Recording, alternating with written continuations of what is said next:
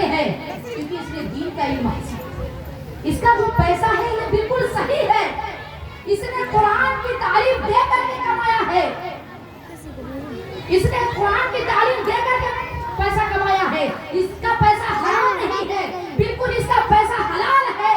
और जो इधर उधर कमाते हैं कुछ उसमें हराम भी शामिल हो। तो मेरी बहनें, इसमें बरकतें ज्यादा है। तो आप पहले अपने बच्चे को कुरान की तालीम हासिल कराइए, उसके बाद आप स्कूल में पढ़ाइए। क्योंकि एक अगर मौलाना है ना, अगर आलिम हो गया या हाफिज हो गया, उसके बाद वो डॉक्टर बन गया, तो देखिए दूसरे डॉक्टर के बनिस्बत इसकी दवाइयाँ कितनी तेज काम करती है। क्योंकि जब ये दवाइयाँ निकालेगा, ये एक अल्लाह का कुरान पढ़ लिया है, जब ये दुकान खोलेगा तो कुरान की तिलावत करेगा, जब किसी को दवाई देगा तो यही कहेगा जाओ अल्लाह तुम्हें शिफा अता करे, ये कह के देगा। तो अल्लाह उसकी दवा में इतनी शिफा रख दिया है कि वो दवाई अगर कोई इस्तेमाल करे किस मर्ज में, तो उस डॉक्टर से ज्यादा इस डॉक्टर की दवाइयाँ काम किया करती है। क्योंकि उस पर कुरान पढ़ दिया गया, उसने अल्लाह का नाम लेकर के दे दिया है। लेकिन दूसरे डॉक्टर के पास जाए, कभी सुना है डॉक्टर कहता है कि जाओ अल्लाह तुम्हें शिफा दे? बेशक सुभान अल्लाह सुनते हैं। तो मेरी अजीज माँ और बहनें, तो बच्चों को कुरान पढ़ाएं, उसके बाद जो बनाए प्रोफेसर ऑफिसर बनाए, वो मना नहीं करती, वो भी जरूरी है। लेकिन ये बनाए कि रोजाना सुबह सुबह वो कुरान की तिलावत तो किया करे, 5 वक्त की नमाज तो पढ़ा करे। और बच्चियों को अगर पढ़ा रही है, आज तो हमारी सोच इतनी तब्दील हो चुकी है, हमारी सोच इतनी बदल गई है कि हम अपने दिल में यही कहते हैं सिर्फ कि बेटियों को पढ़ा के करेंगे, बेटियों को पढ़ा के क्या करेंगे, बेटियां तो दूसरे के घर के लिए। मेरी अजीज और बहनें, एक बच्ची ने मुझसे सवाल किया था कि आपा ये जरा बताइए तो कि बच्ची का घर अपना कौन सा होता है, उसका अपना घर कौन सा होता है। मैंने कहा ऐसा सवाल क्यों कर रही हो, वजह क्या है? कहा कि आपा जब तक शादी बेटियों की नहीं हो जाती है, लड़कियों की जब तक शादी नहीं हो जाती है, तब तक उसके माँ बाप, बहन भाई, दादी दादा, चाची चाचा सभी कोई कहते हैं दूसरे घर के लिए हो, पराए घर के लिए हो, दूसरे के घर जाना है, दूसरे के घर की बर्तर हो, थोड़ा सही से काम करो, दूसरे के घर के लिए हो, थोड़ा ऐसे कर लो। पढ़ाने के लिए कहते हैं तो कहते दूसरे के घर चली जाओगी, पढ़ते क्या करोगी, ये दूसरे लगा के रखती है। और जब शादी हो जाती है, ससुराल जाते हैं, तो ससुराल वाले कहते हैं दूसरे के घर से आई हो, ये तुम्हारे बाप का नहीं है, पराए घर की हो तुम, और तुम इस घर को अपना समझती हो, इस घर को अपना समझ के सामान का इस्तेमाल करती हो। अगर उससे कोई एक कप गिर जाए तो कप गिर कर टूट जाता है, तो नंद तारा जैसी देवी है कि तुम्हारे बाप का है जो तुमने तोड़ दिया है। सास कहती है तुम्हारे बाप का है जो तुमने तोड़ दिया है। अल्लाहू अकबर। मेरी बहनें जरा गौर करें इस बात पर कि लड़कियों का अपना घर क्या होता है। जब बाप के घर थी तो पराए घर के लिए हो, जब ससुराल में गई पराए घर से उठ के आई हो।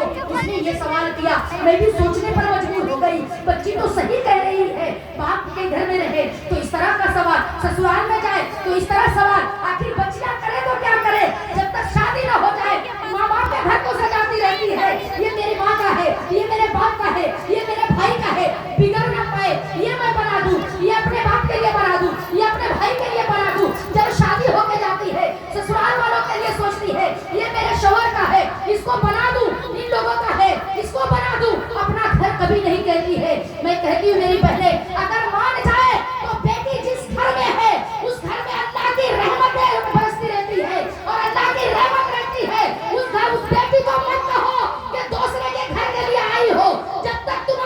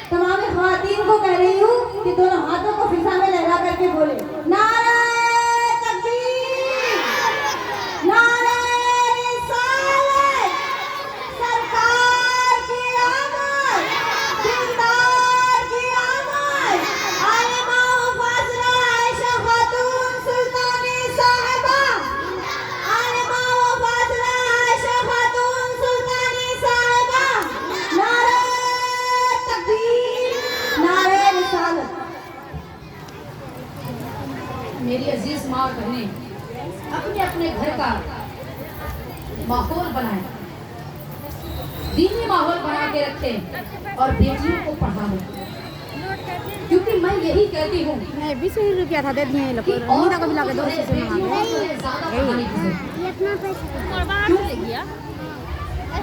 तो जरूरत इसलिए ज्यादा है कि बच्ची जो है उसी के गोद में हर बच्चा पैदा होता है, हर औरत के गोद में ही बच्चा पैदा होता है और बच्चों का पहला मक्तब मदरसा माँ का गोद हुआ।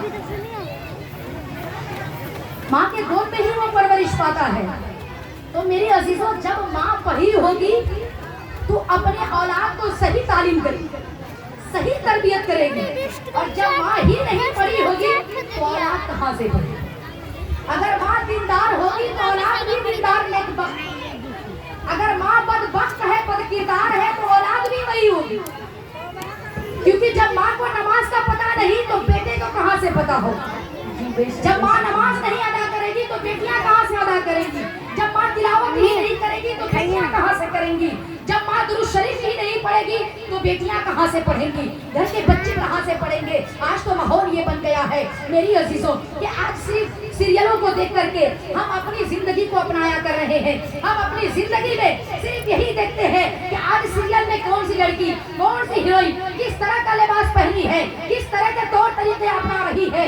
आज हम वही देख करके अपनी जिंदगी बना रहे हैं, हम उसी तरह का लिबास अपना रहे हैं। मेरी अजीज बहनों, आपने क्या नहीं सुना है कि नबी ने हर कुछ हमें सिखा दिया है, हर कुछ का दर्स हमें नबी ने बता दिया है, लेकिन हमें पता कहाँ? हम तो किताबों का मुताला नहीं करते, हम तो नबी की सीरतों का मुताला नहीं करते, हम तो फातिमा ज़हरा की सीरतें नहीं पढ़ते हैं, हम तो हज़रत सैयदा आयशा सिद्दीक़ा की सीरतें नहीं पढ़ते हैं। तो बताइए हमारे जिंदगी में कैसे बदलाव आए? हमें क्या पता चले कि नबी की बेटी ने क्या किया, नबी ने अपनी बेटी के साथ क्या किया? हम तो सीरियलों को देख देख करके अपनी जिंदगी को जी रहे हैं, अपनी जिंदगी में जी रहे हैं, लिबास वही अपना रहे हैं। जब देखते हैं सीरियलों में जिस तरीके की जिंदगी है वही अपना कर बना करके चल रहे हैं। मेरी अजीजों, ऐसे लोगों पे लानत बरसेगी जो सीरियलों और फिल्मों के जिंदगी को अपना ले। मेरी बहनें, नबी की जिंदगी हमारे लिए बेहतर जिंदगी है, नबी का तरीका हमारे लिए बेहतर तरीका है। हमें नबी के तरीके को अपनाना है। हम सब कनी से फातिमा है, हमको हजरत फातिमा के तौर तरीके को अपनाना है। क्या फातिमा ने खाने का तरीका नहीं बताया? क्या इबादत नहीं की? उनकी इबादत कैसे थी? उनकी इबादत पर कुर्बान चाहिए। उनकी इबादत इस तरह थी कि पूरी की पूरी रातें खत्म हो जाती थी, लेकिन वो अपने रब से ये शिकायत करती थी, ऐ परवरदिगार आलम, तेरी रातें तो खत्म हो गई है, तूने इतनी छोटी छोटी रातें बनाई है कि तेरी रातें खत्म हो गई, लेकिन तेरे सज्जदा का एक सजदा खाने से अदा न। मेरी अजीजों, नारे तकबीर, नारे तकबीर, नारे रिसालत, नारे रिसालत। मोहतरमा आलिमा फातिमा आयशा खातून सुल्तानी, मोहतरमा आलिमा फातिमा आयशा खातून सुल्तानी, सरजमीने मिल्की सरपंच टोला, सरजमीने मिल्की सरपंच टोला। नारे तकबीर, नारे रिसालत। मेरी अजीज माँ और बहनें, आज हमारे जुबान पर जहाँ दुरूद शरीफ होना चाहिए, अल्लाह का जिक्र होना चाहिए, कलमा याद होना चाहिए, लेकिन मेरी बहनें 90% ऐसी औरतें हैं जिन्हें दुरूद शरीफ नहीं याद, कलमा नहीं याद। बड़ी अफसोस की बात है। अब याद करने कहिए तो मैं याद ही नहीं हो रहा तो मैं क्या करूं? ये सब याद ही नहीं हो रहा तो मैं क्या करूं? लेकिन मेरी बहनें, बड़ी अफसोस की बात है, आप जब गाना सुनती है तो कहिए पूरी रात गाना गाने के लिए भी बोलेगी कैसे याद हो रहे? बोले याद सुन के याद हो गया। और नबी के महफिल में जाकर के इतना बार दुरूद शरीफ सुने, याद ही नहीं। अभी गाना गाइए, कहिए याद करें, याद नहीं। दिमाग इतना तेज चलता है कि गाना याद हो जाता है, क्योंकि बुरी चीज है, गंदी है, नाजायज चीज है, वो याद हो जाएगी। दुरूद शरीफ नहीं याद हो सकता है। अब खाना घर में बना रही है, जरा किचन में चल के देखें कि खाना बना रही है, घर में की बेटी हो, बहू हो, सास हो, माँ हो, घर में जाकर के देखें किचन में खाना बना रही है, दुपट्टा कहीं रखा हुआ है, दुपट्टा कहीं है, दुपट्टा सर पे नहीं है और खाना बना रही है। अब डेगची चढ़ाई, बिस्मिल्लाह कहना है तो बिस्मिल्लाह नहीं कह रही है, बल्कि गाना गा रही है, डेगची चढ़ा दी, डेगची में सब्जी डाल दी है, चावल डाली है, तेल डाली है, मसाला डाली है, तावे पे रोटी डाली है, तावे से रोटी उठाई है, एक बार भी बिस्मिल्लाह ना आया, खाना मुंह में लुकमा चला गया, एक बार भी बिस्मिल्लाह ना आया। इसीलिए दो लोगों का खाना एक औरत खा के बैठ जाती है, दो लोगों का खाना एक औरत खा के अपना पेट बोलती है नहीं भर रहा है, इतना खाना खा रही है। कभी सोचा कि क्यों आखिर ऐसा हो रहा है, घर में लोग इतने बीमार क्यों पड़ते हैं, वजह कभी सोचा है कि वजह क्या है? नहीं, कभी हमने गौर नहीं किया, इसलिए कि हमने गाना गा गा करके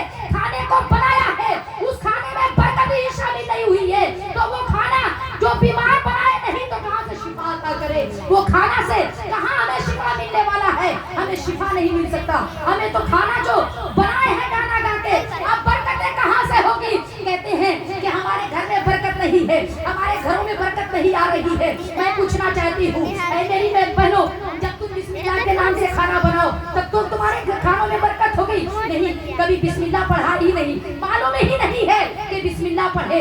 मेरी बहने, अगर वही खाना बिस्मिल्लाह पढ़ के बनाए तो बरकत देखिए खाने में कितनी होती है, वही खाना कितना लजीज होगा। दुरूद शरीफ पढ़ के बनाए, कसम खुदा की मेरी बहनों, ये मेरा आजमाया हुआ है, आप खुद देख ले कि एक दिन गाना गा के खाना बनाए और दूसरे दिन दुरूद शरीफ पढ़ करके बिस्मिल्लाह पढ़ के खाना बनाए, और तरीका वही होना चाहिए। लेकिन देखिए उस खाने में कितनी बरकतें होती है और वो खाना कितना लजीज और टेस्टी खाना होगा कि खाने में मजा आ जाएगा। मेरी अजीजों, तो खाना अगर कुरान की तिलावत करके पढ़ करके अगर खाने को बनाया जाए तो वो खाना बेहतरीन खाना, और उस खाने में बरकत होगी, बीमारियां दूर होगी। इसी तरह से मेरी माँ बहने, आप अपने खुद को भी सीखे और अपने बच्चों को भी सिखाए, बच्चों को भी तरबियत करें कि बिस्मिल्लाह करके खाना खाओ। जब कोई बच्चा बिस्मिल्लाह करके, जो कोई भी शख्स बिस्मिल्लाह करके अगर खाना नहीं खाता है तो उसके खाने में शैतान शामिल हो जाता है, और जब बंदा खाना खाता है तो वो खाना सब कुछ शैतान शरीक हो गया और सब कुछ शैतान का हो जाता है। अब उसमें बेबरकती होगी कि नहीं? अब बताइए, 2 की जगह 4 रोटी खाएंगे कि नहीं खाएंगे ना? तो मेरी अजीज मार बहने, देखिए इमाम शाफई और इमाम अहमद बिन हंबल दोनों का तकरीबन जमाना एक ही था, दोनों का एक ही था। इमाम शाफई अपने घर में अपने बच्चों को किस तरह तालीम देते हैं, किस तरह तालीम दे रहे हैं। आज हमारे इस्लामी भाई ऐसे हैं, अगर उन्हें कहिए कि अपने बच्चों को कुछ सिखाइए तो कहे वक्त नहीं मिलता है, दिन भर ड्यूटी करते हैं, कहाँ से बच्चों को सिखाएंगे। लेकिन क्या इमाम शाफई वो मर्द नहीं थे? वो भी तो मर्द थे। इमाम शाफई अपने बच्चियों को इमाम अहमद बिन हंबल के ज़हद व तक़वा का खूब बयान किया था। ज़हद व तक़वा कि इमाम अहमद बिन हंबल बहुत नेक और परहेजगार हैं, इस तरह से उन्हें बयान किया और कहा कि वो तहज्जुद गुजार भी है, पाबंदी के साथ तहज्जुद की नमाज भी पढ़ते हैं। इसी वजह से वो खाना भी बहुत कम खाते हैं ताकि उन्हें रात को नींद ना आ जाए। मेरी अजीज माँ बहने, अपनी बच्चियों को बताया।